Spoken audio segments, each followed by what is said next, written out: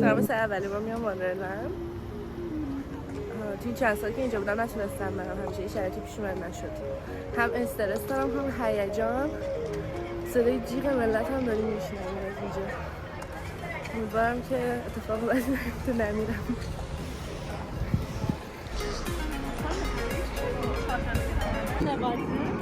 بلندتر از همون خرسک جدیده که سرعتش از همه بیشتر اینطوری میچرخه باید براشون پیدا نیست از اینجا. یه سری هستن زیر پاشون خالیه.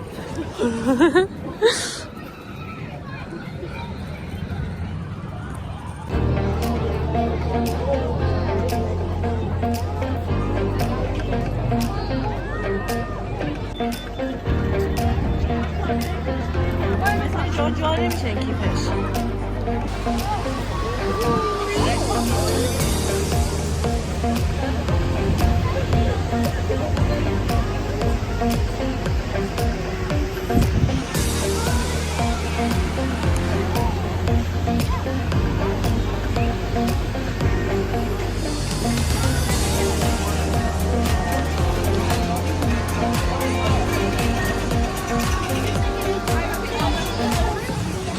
اولین بازی رو میخواد آیناز انتخاب کنه برامون که یه ذره خیلی ترسناک نباشه، نورمال باشه. بعدش قراره کامل انتخاب کنه چیزی خیلی ترسناک بریم حالت سبوتاژ.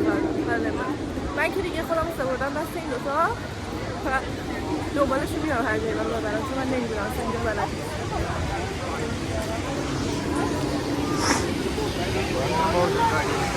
آبشارم داره.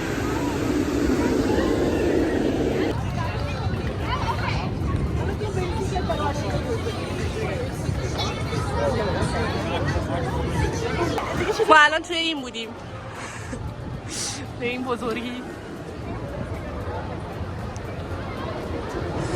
چرا تمام رد نمیشم ببینیمشون. ببین از این اون بالا نگرمون داشت اینجوری ولمون کرد پایین. اشمام انقدر باد رفت چشم اشکم نرمده.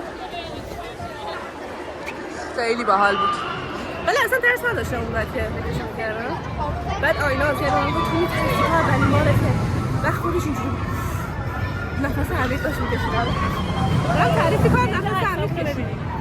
یه عکس میگرفتم ولی ظاهرش نگید دفعه داری از اون عکس.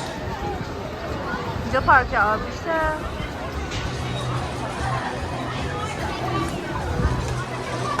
ما میخوام برسیم به اون طرح هوایی زرده. اون خوش نمیم از کجا برداریم. من وسط پارکابی رد اونجا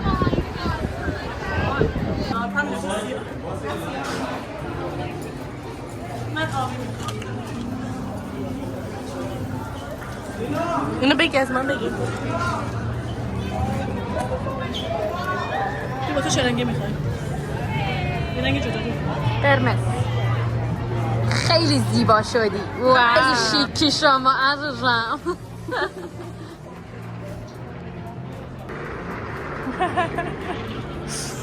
نوبت تو میره یوتیوب اینا. What? Yes. قورباغه شدی.